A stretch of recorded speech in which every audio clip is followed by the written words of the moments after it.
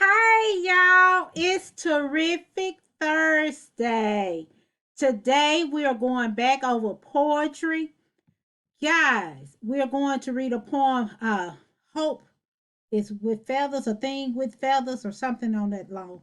No, I can't always remember titles. However, the skills that we're going to learn is graphical elements. What does that dash mean? What do I do when I get to a comma within a poem? We're going to identify the figurative language. What is the extended metaphor? And then we're going to answer some questions, guys. Also, we will have to go back over our story from yesterday because in our collaborative board, a lot of you all didn't know what figurative language was. So after you read the story yesterday, I hope you have a better idea of figurative language. So we're going to go to that last collaborative board in that assignment from yesterday for you to identify the figurative language that you liked.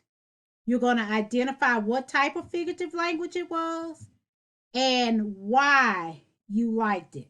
That's going to be done before we begin the poem for today. It is Terrific Tuesday, and we don't even have a Power DOL this week. You know why? Because next week is our common assessment, guys. If you are not doing as well as you should or you think you could do, please go back over those passages and these poems because, like I said, I created them and I spent a lot of time writing them. One, to kind of entertain you with a little funny story, show you my sense of humor. Two, so you can practice the skills that you're going to need to answer that common assessment, guys. I believe in you and I know you can do it. It's time for Miss Brown to come up on top, and I need you to do it.